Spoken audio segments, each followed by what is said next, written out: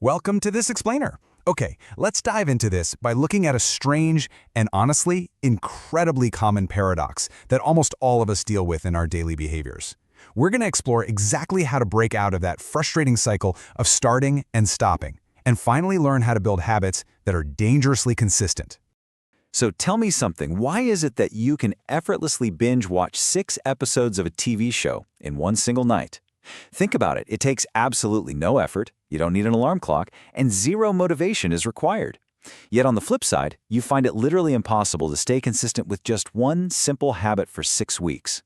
Let that land for a second. You're using the exact same brain and you have the exact same 24 hours in your day. It's a pretty stark contrast, right? Binging Netflix? No problem. Scrolling on your phone for 2 hours straight without even blinking? Completely effortless. But getting to the gym? Oh man, it feels impossible. Or trying to read for just 5 minutes? You instantly fall asleep. It is incredibly frustrating to see how easily we consume content versus how quickly we fail at the very things we actually want to do to improve ourselves. So, the crucial point is this. What you're experiencing right now is not a willpower problem. It's a design problem. It's a complete failure in how your habit is structured. If you've been beating yourself up thinking, oh, I'm just lazy or I lack discipline, I want to assure you right here, right now, that is absolutely not the case. It's just that nobody ever showed you the proper way to actually design a habit. To really understand this, I want to tell you about a guy named Zane.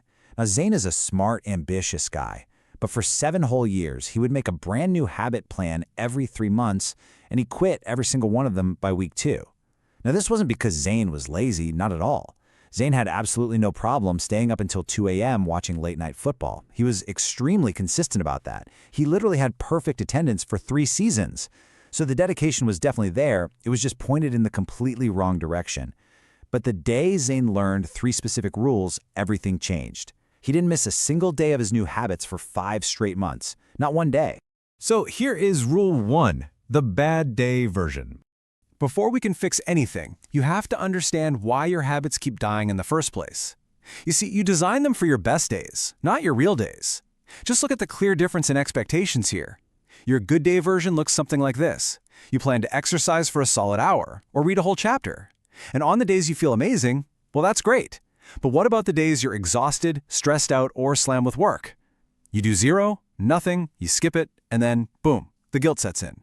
To fix this, every single habit needs a bad day version, and this version must be so small it feels almost embarrassing. If your good day is a 1-hour workout, your bad day version, that's just a 10-minute walk outside.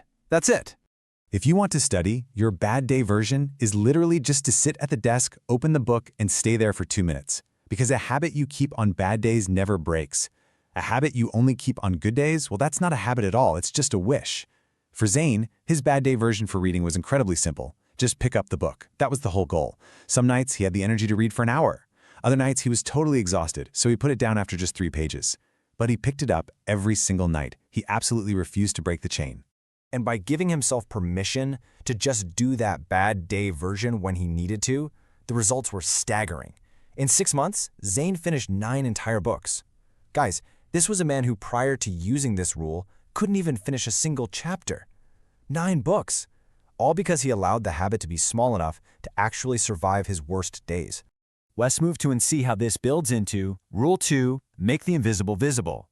The second massive reason people quit their habits is that the progress feels completely invisible. You put in all this work, you sweat, and you see absolutely nothing change. Naturally, your brain asks, what is the point of this? Think about how modern entertainment is designed. Netflix gives your brain a tangible reward every 40 minutes. You get a new episode, a dramatic new scene, a reaction. It's a guaranteed dopamine hit on a highly predictable schedule. Now, contrast that instant gratification with building a real habit. Your new habit gives you absolutely nothing today. The actual noticeable results, those usually come in roughly 3 months. And frankly, your brain simply cannot wait 3 months for a reward. It's going to starve for validation long before that 3-month mark ever arrives. So, you have to make that invisible progress visible. Every single day, you just ask yourself one simple question. Did I do the habit today? Yes or no? And then you mark it. Notice, you don't ask if you saw huge results or if you felt super motivated. Just, did I do it? You put a mark on a calendar on your wall, a dot on your phone, or a big check mark in a notebook. Watching that visual chain of days grow literally becomes its own reward. And if you do break the chain, you feel it, but not as crushing guilt. You feel it as immediate motivation to fix it tomorrow. See, you aren't quitting because results are slow, you're quitting because progress feels invisible. So make it visible. And that brings us right to Rule 3, no morning negotiations. According to Zane, this was the single rule that changed everything the most, because it's the one that saves you on the days when you wake up feeling absolutely nothing. Think about it. Every morning you start negotiating with yourself. Should I do it today? Maybe tomorrow. I'm tired. Just this once I'll skip. Listen, this internal negotiation is actively killing your consistency. When you wake up, your brain is tired, your willpower is totally depleted, your motivation is somewhere hiding under the bed, and yet you're asking this tired, low-energy morning brain to make a difficult, friction-heavy decision. Of course it says no. And this brilliantly illustrates a major misconception. Highly successful, consistent people do not have miraculously stronger mornings than you do. Nope. They just made the difficult decision the night before. Their tired morning brain has absolutely nothing to decide because the choice is already locked in. Tonight, before you go to sleep, write down your one habit for tomorrow. Note the exact time, the exact minimum effort, remember that's your bad day version, and the exact action. When tomorrow rolls around, your tired morning brain will just say, "Oh, I already decided this," and it'll just execute. Now, I want to take a quick second to be very clear about something. You've been trying. You start, you stop, you make a promise to yourself, and then you break that promise. And every single time you tell yourself the exact same story. I'm just not a consistent person. Something is wrong with me. Hear me loud and clear on this. Nothing is wrong with you. Your habit was just badly designed, and nobody ever told you how to design it the right way. About 6 months into his journey, Zane shared this incredibly powerful realization. He said, "I'm the exact same person. I have the same brain, the same job, the same life. I just stopped designing habits for the person I wish I was, and I started designing them for the person I actually am."